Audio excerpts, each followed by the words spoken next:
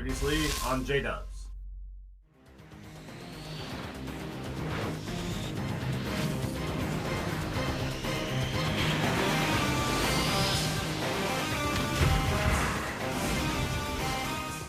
Well, I am here with Eric and Julia Lewlad, who, if you like the X-Men animated series growing up, please thank them right at this moment. They can't hear you, but say it right into your computer right now. But they would, they've been in the world of children's entertainment for years. They could do a much better job of introducing themselves than I could. Could you guys just tell us a little bit about your backgrounds? Julia Leewald here. I've been fortunate enough to come out from Texas, where I grew up, to California to try and make it big in show business. My opportunity came as a writing. I wanted to write. Got started at the Disney Afternoon, the golden days of Chippendales Rescue Rangers, Goof Troop, Darkwing Duck, those shows. Then joined the marvelous world of freelance, where everything from X-Men, again, writing or running a show, good old Skeleton Warriors, live action Young Hercules, that adorable Ryan Gosling, and continue to do live action and animated. And I've been doing it for a while now, and I'm very grateful to say that. And I came out, similar story, I came out here wanting to work in the business from East Tennessee, knew one person, and I loved movies, made a low-budget movie in East Tennessee before I came out here, and realized that 95% of the work in Hollywood was in television, and the best for me, the one place I fit best was in writing as opposed to the production side of things. So I was looking for a break, and December 1984, so about 3.5 years before she did, a neighbor said, well, we need a lot more writers at your writer. We need a lot more writers at Hanna-Barbera. We just got a big order. Syndication had just come in, and they'd ordered 65 episodes at once instead of 13. And there was a hot show called Challenge of the GoBots, which was the Transformers competitor at the time. And a buddy of mine from Tennessee and I pitched an episode. They liked it. We each got 5 more, and 35 years of career followed. And then from 1990 on, it's been freelance. And the first gig I got, major gig I got freelance, was doing a season of Beetlejuice for an old friend at Fox. That Fox had just set itself up as a little tiny itsy bitsy part of a partial network. And after doing a season of that and some other work for him, suddenly you get a phone call, oh, X-Men's going to happen. How about you run it? I thought, great, that's a comic book, right? so that's how we got into X-Men. There's a big change at Fox Kids. They got new presidents in place there. Now, how were you guys, like? What are the details of how you were contacted, and what was it like to kind of tackle something? Because at that time, if anything, it was DC was kind of running the show in terms of popularity with Superman, Batman. So what was it like, kind of getting into, how did you get the X-Men gig, like in detail? And then what was it like kind of learning about the X-Men in general? And for me, just to set the stage, let's go way back to 1992. There was no internet. There was no Google. There was no 24-hour availability or access to any information. Truly it was literally a different world. If you wanted to call somebody, you had to have a phone that plugged into the wall, and you had to have a phone number, and they had to be in their office to answer it. It was just a completely different place than it is now. So coming into what became the X-Men project, it was not easy to, oh, okay, let me just pull up online and see what that's all about. And if you'd ask 5 people on the street back then to name 5 superheroes, you would get Batman, you'd get Superman, you'd probably get Wonder Woman. You might get Spider-Man, but I don't even know if you could get people to name you an X-Men, because it was that long ago, and they had not broken through yet to the general population. It's hard to imagine a time there had basically been no Marvel movies. And there have been there had been attempts at Marvel TV shows, animated ones off and on, bits and pieces, in the 70s had been a Hulk attempt. And somehow Hollywood never quite got Marvel, and Marvel was still fairly small. They just were a comic book company that didn't have the reach they have today, and certainly didn't have the social presence they have today. So when we were asked to do the show, that in February of '92, they told us, look, 85% of the people that our audience are going to tune in will have no idea who the X-Men are. They won't know who Marvel is, which is really a stunning thing. And Marvel at the time was small enough that they were not, it wasn't the least bit intimidating to us because they weren't a social force. We knew that Batman had been in production for about a year, and we'd seen bits of it, and it was gorgeous. It wasn't on the air yet. But Yeah.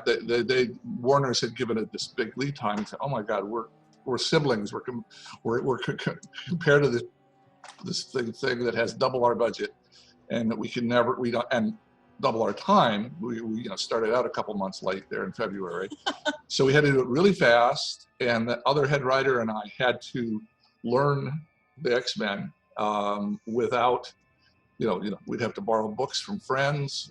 We'd have to, there might be 5% of the 30 years of X-Men books at a local comic book store. We didn't know if we got the good ones or the bad ones.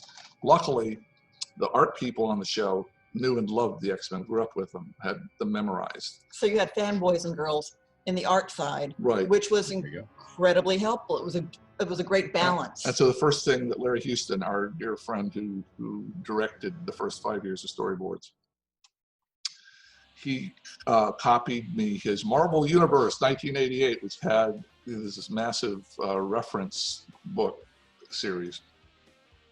It had every character in it, every person that they had interacted with, what their powers were, what stories they'd been through, kind of a cliff notes of the entire X-Men universe. And you mean photocopy? Yeah, old smeary Xerox copies.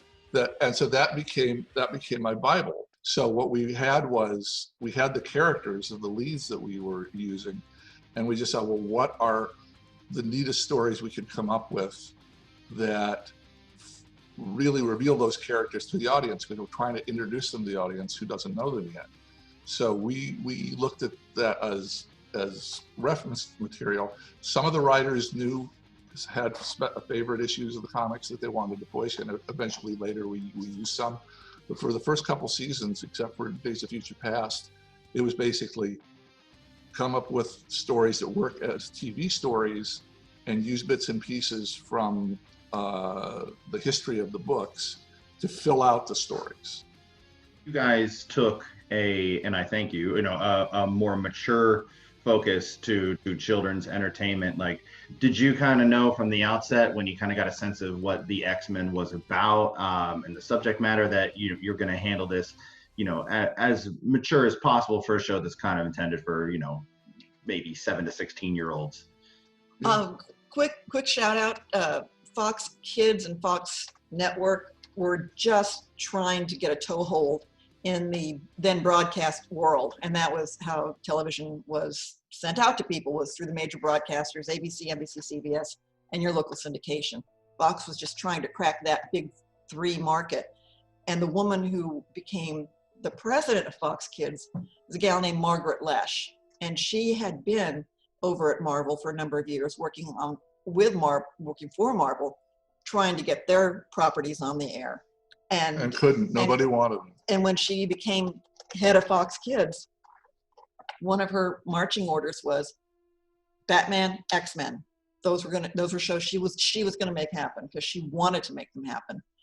And she had a right-hand man named Sidney Iwanter, who every script for every show on Fox Kids went through him. And you had 6-hour phone note sessions with him. I'm just saying, those 2 people, if it had been different folks in those places, as a writer on the show, I was always told, you do not write down to this audience, you write up. The bunch of us that have worked on dozens of shows, the shows are only as good as the people you're writing them for.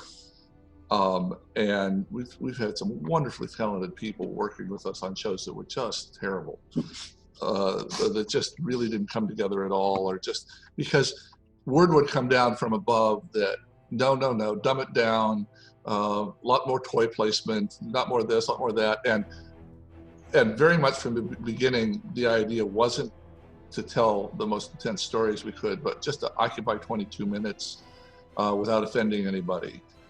And it's really, it was really heartening at Fox. They were trying to get, they were new, they're trying to get noticed. And just the depth of character from Sydney and Margaret, that they said, look, these are adult stories, don't hold back. Tell them as intensely as you can.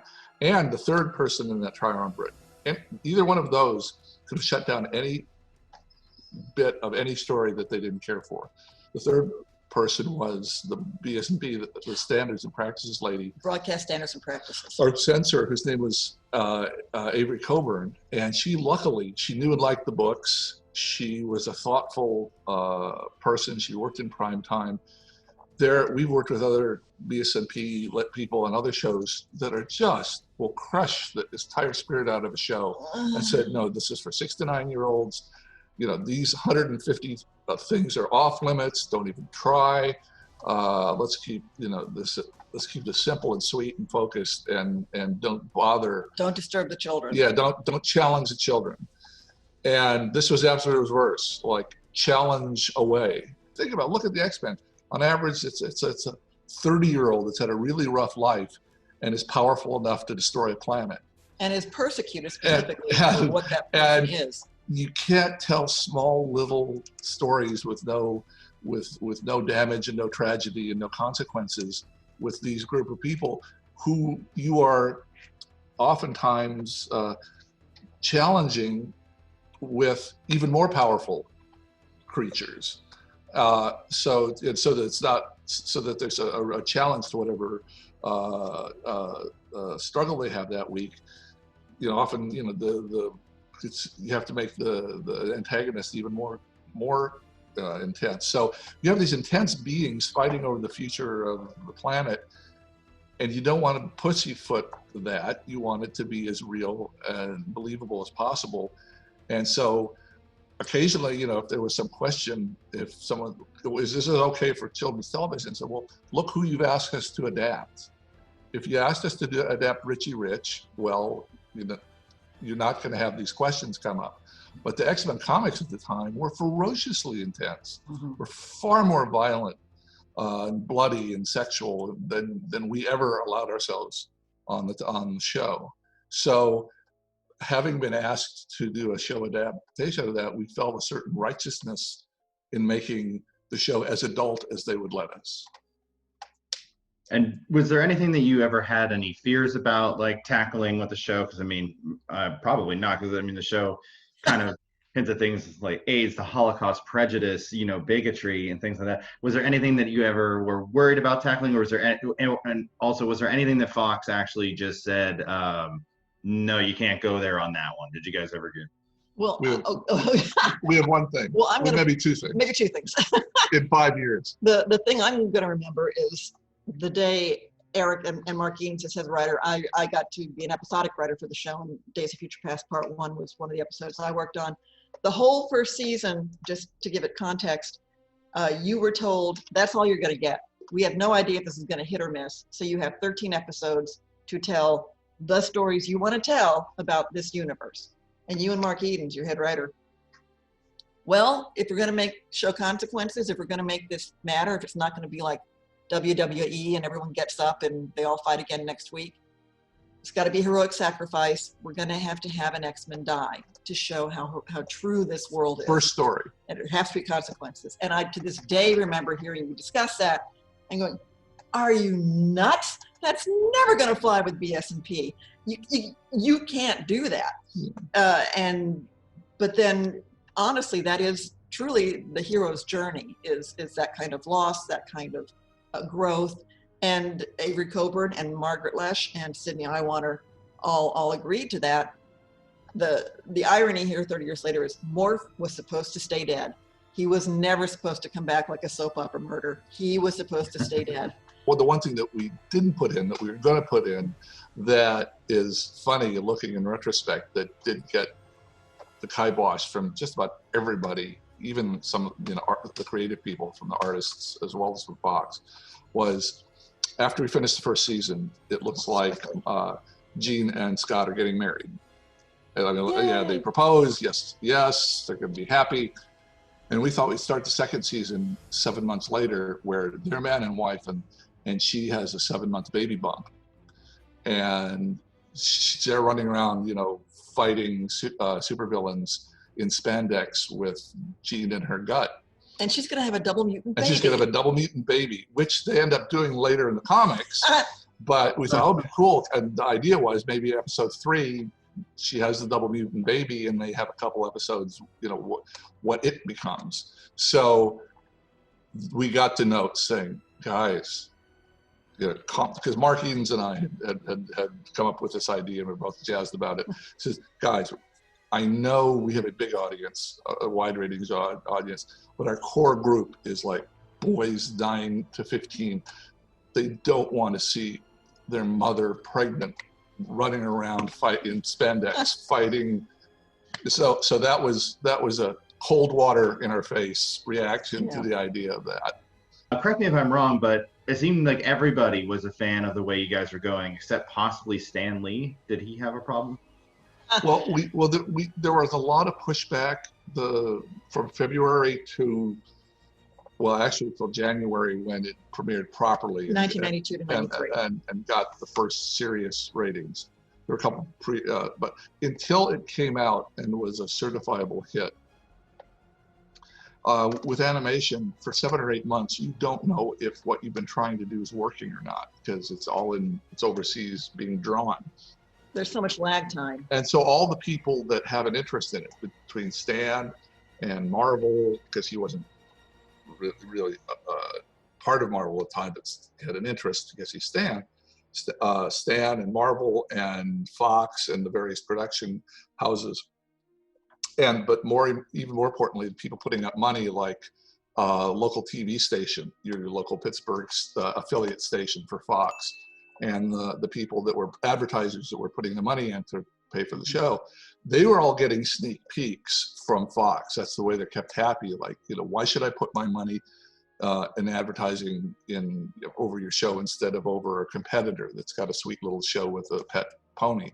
Well, it's because our show's so cool. Don't you see? Here's a script, or here's a summary of some of the stories, and here's some artwork from it.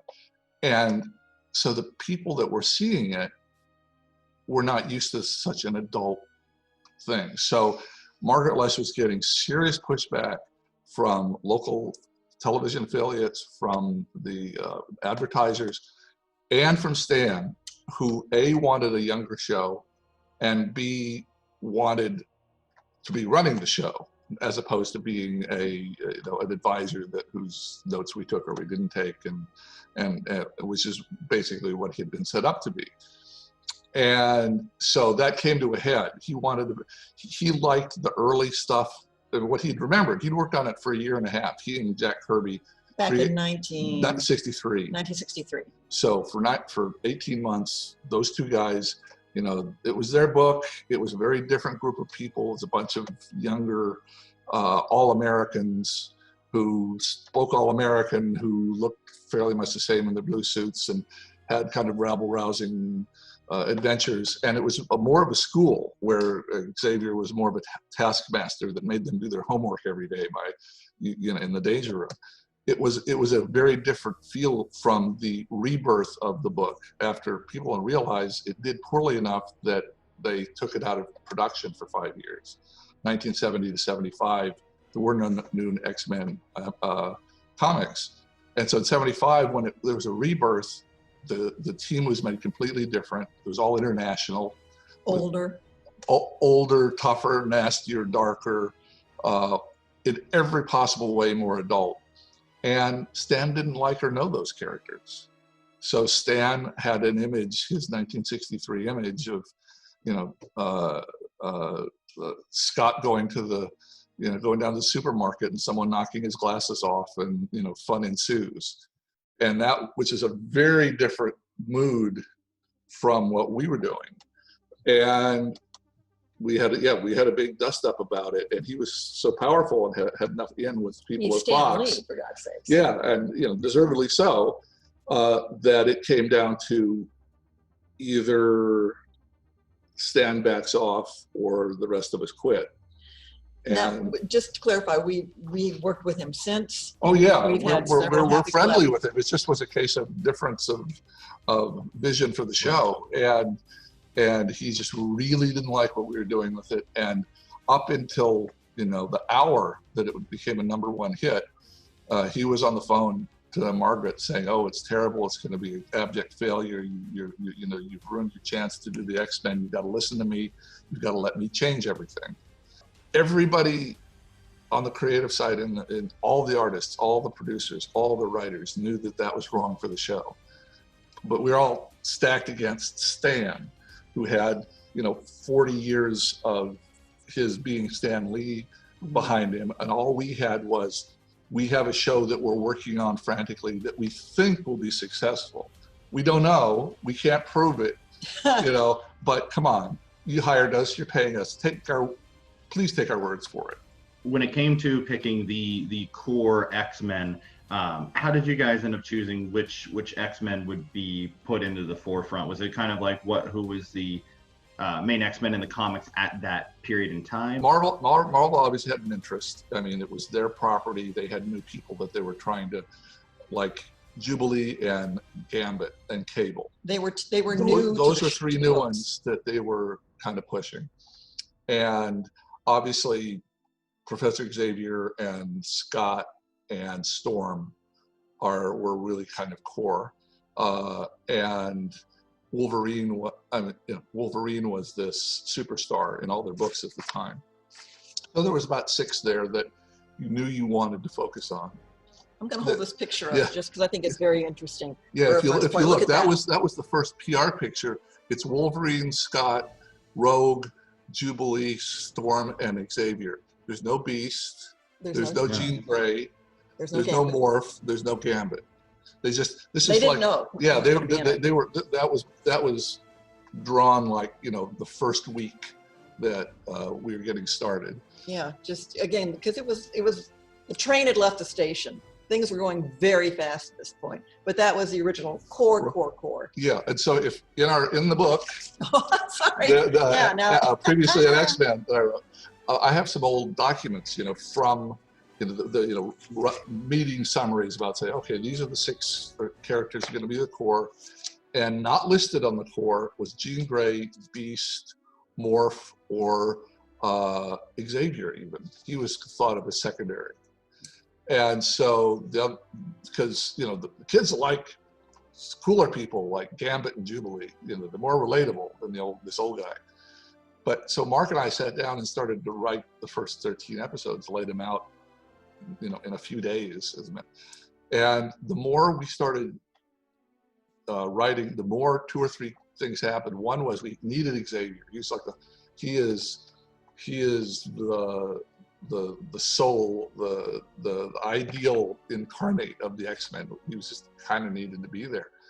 And then we found the more time we were writing episodes, Jean Grey kept on being like this one person that everybody could talk to in a way that they could talk to no one else. So from a dramatic storytelling point, she was this central gear, the kind of a heart of the team, and not having her there seemed to really weaken the stories.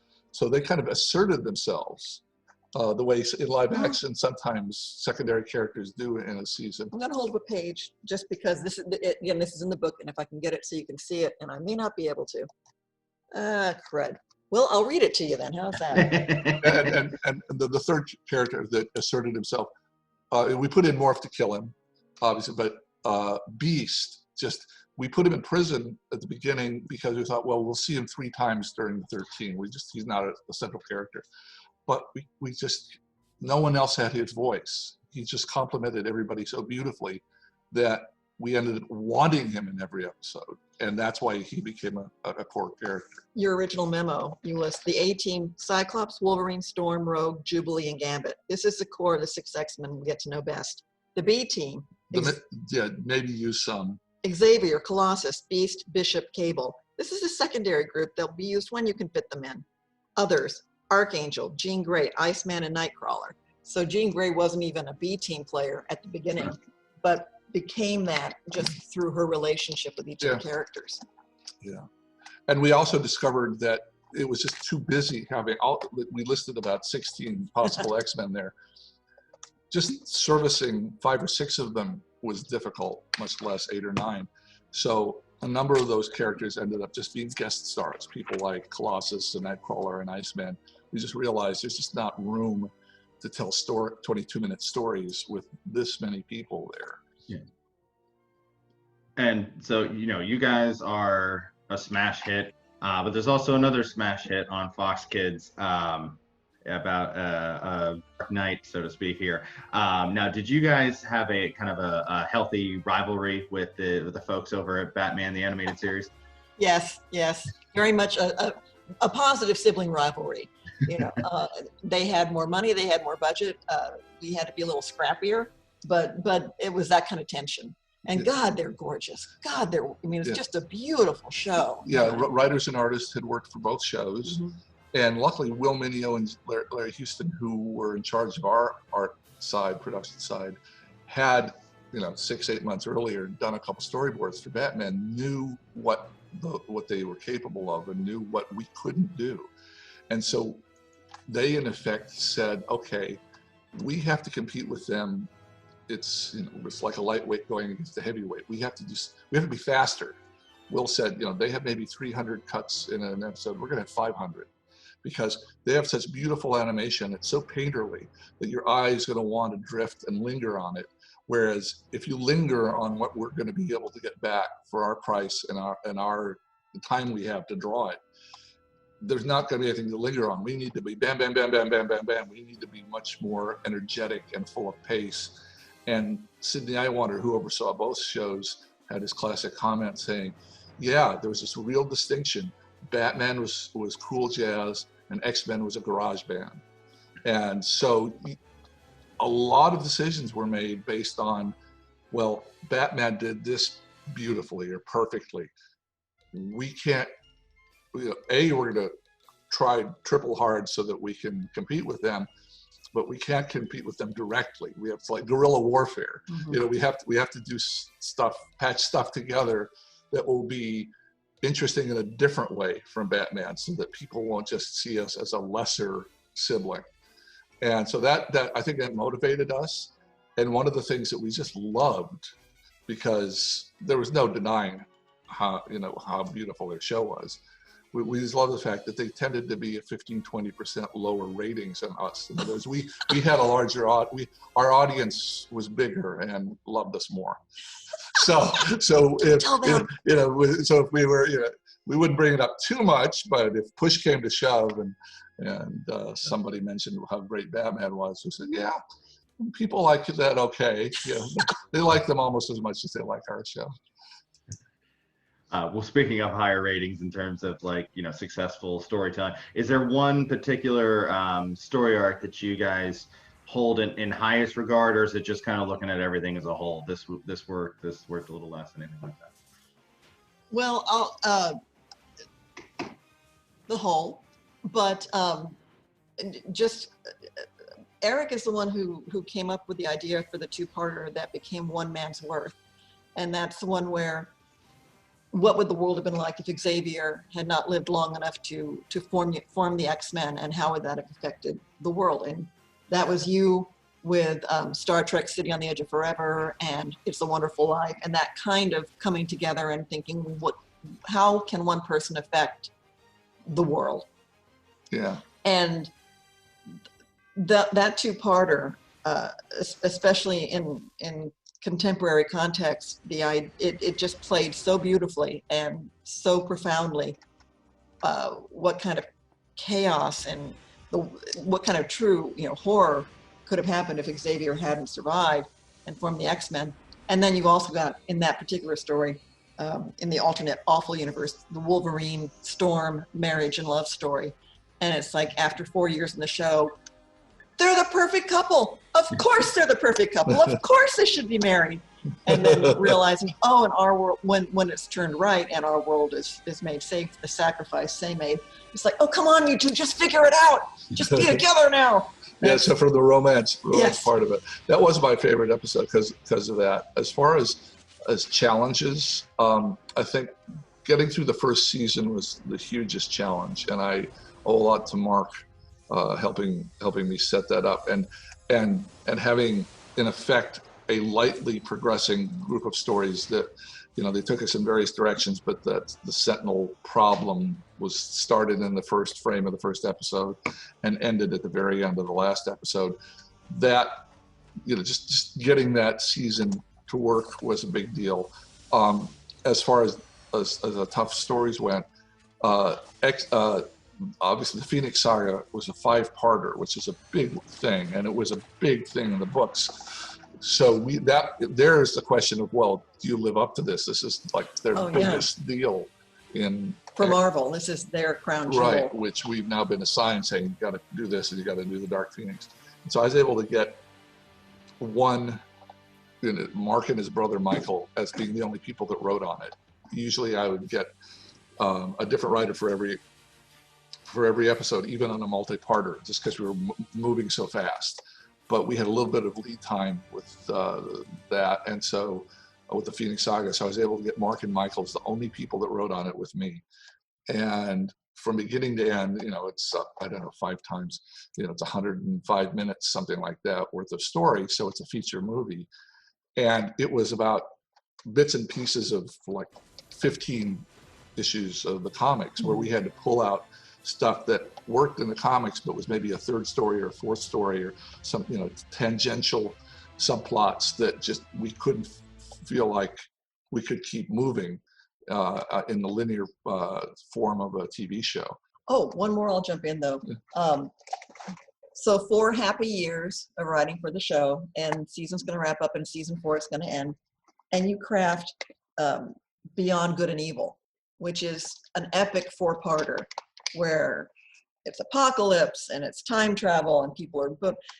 And the game plan was, the orders were, this will be the series finale. And you were crafting it, and you still the outline where that was going to end the show. That was going to be the wrap up for the series. And 5 X-Men were going to leave, and 4 new X-Men were going to join. And that was how the series would end. And you go, oh, okay, so this is the passing of the baton.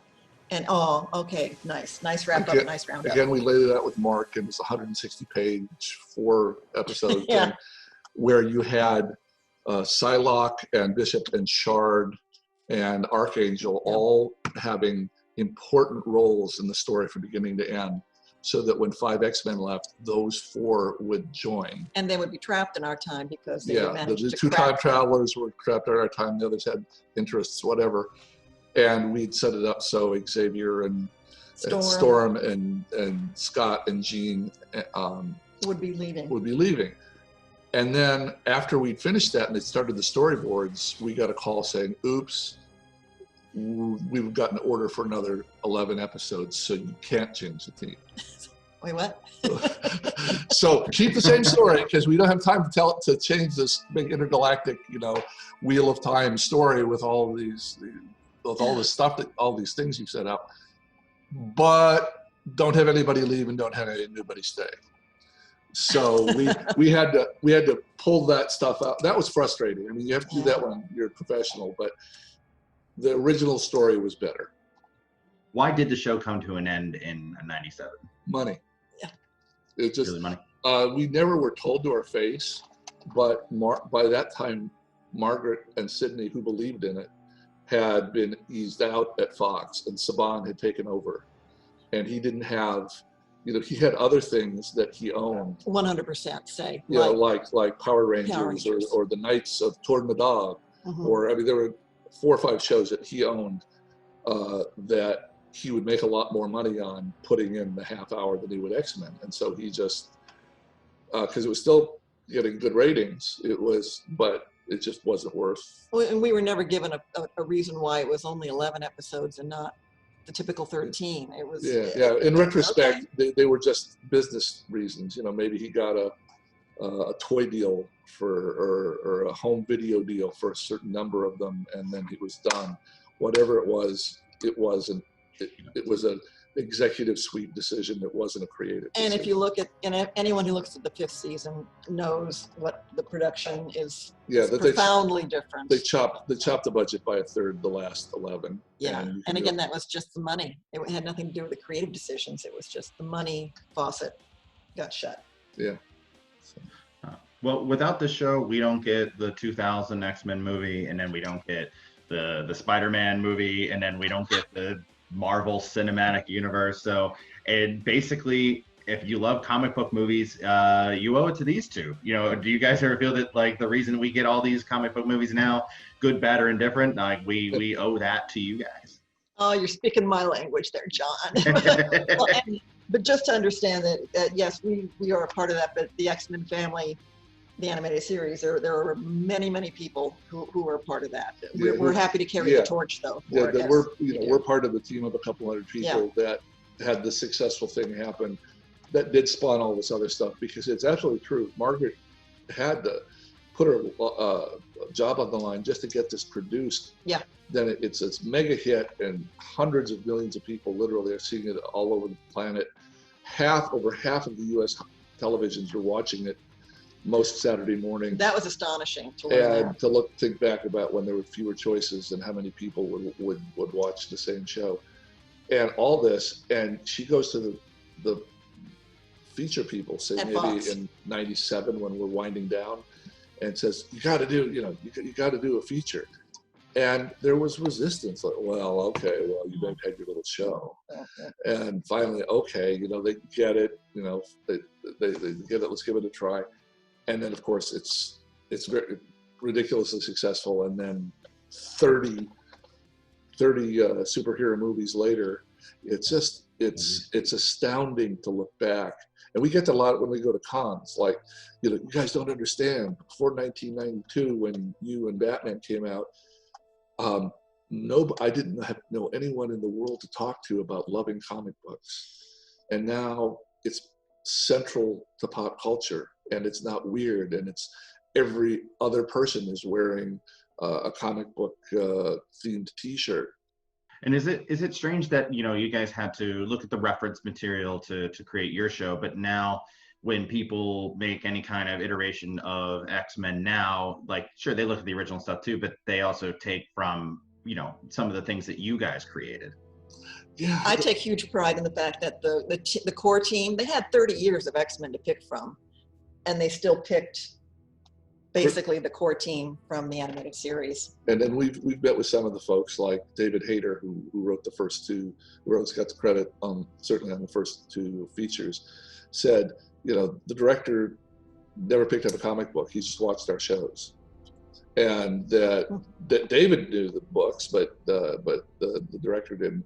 And that the cast, people like Wolverine, Hugh Jackman, when he finally met our Wolverine, Kel Dodd, whose voice is in everybody's head, he shook his hand and just held his head and said, I am so tired of listening to your voice. Because he was trying to capture it before he did Wolverine. So. Yeah, so we really understand it. I think it's a comic book or literature to screen transition thing that people hadn't really come up with a good way of doing it until Batman and X-Men did. And then we did it, and so people wanted to do other screen projects, look to see kind of how we handled the way, because comics are so different. So, we kind of hit on this this whole time, but I don't know if there's any kind of way to encapsulate it. Why do you think that this show resonates with fans all these years? Because there's occasionally I will watch really randomly an episode of like Ninja Turtles purely for a nostalgic pop to remember when I was a real little kid, but that's it. Like as an adult, you're kind of like, but I can watch the X-Men, the animated series, and appreciate it as an adult. It's still quality entertainment for me, being in my 30s, and if I had kids, I would try to get them into it. So it transcends so much. Like what about the show resonates with people so many years later?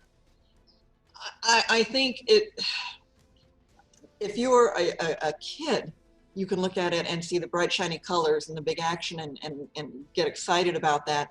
if you're a little older, and I think the genius with the X-Men was, you don't know if you're going to become a mutant or turn into a mutant until you hit puberty or adolescence, which if anybody's ever gone through puberty or adolescence, oh my God, that it's the perfect metaphor for, I think, what each of us experiences in terms of our bodies changing and everything going nuts and just not feeling the way we used to feel and feeling normal. And then the world, holding them at arm's length and not sure who can't relate to feeling like an outsider or feeling rejected on any level.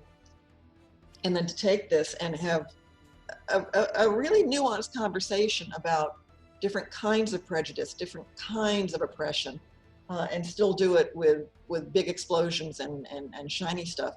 It is tragically more relevant today, probably. Yeah, I think we all, from the beginning, agreed that we were going to write the show for ourselves, which is what all the 30s and 40s Warner's cartoon adults said that they did, which is one reason they hold up so well. But write for ourselves, we're writing adult themes, and it didn't occur to us to not make them as dramatic and relevant and historically accurate. I mean, Mark and Michael are two of those guys, were history majors. And so we talk about the Holocaust or, Malcolm X versus Martin Luther King or Japanese internment. Japanese internment camps, or, it wouldn't be, an episode wouldn't come out of, wouldn't it be goofy if somebody lost a dog and everybody had to try to find it? It was, well, okay, we've got this character. What intense bit of background can we give them to deepen the story? Because we've been told, okay, we'd really like to have a Sabretooth episode. Okay, well, it turned out, I think Sabretooth and Creed, and they had difficult backstories, and we really made their number one adversary, Magneto, Xavier's closest, most beloved friend, and someone with a reasonable alternative to the X-Men, who yet had to fight him to the death. I mean, that's very sophisticated, historic movie, action movie, epic movie. Those are our tastes. So I guess they came out in the storytelling. And we got a lot of pushback early on in the scripts. Where's the humor? Oh yeah. We got I actually had to write a 4-page memo to Margaret saying, believe me, these shows are funny. Here, let me go through episode 1 and list the 37 places where something is wry, something is a joke, something will be appreciated. And because besides the push from Stan, the fear that it was too old, there was a huge fear that it was too serious. And I've discovered at every con I've ever been to, superhero people like you to take their heroes seriously. We hold that book up here again here. Funny you should mention, yes, previously on X-Men, it is over 400 pages here of all kinds of behind the scenes stuff, that specifically the making of the animated series, and artwork here from Will Mineo, who was the supervising producer. And on the back, Neil Adams' art here again.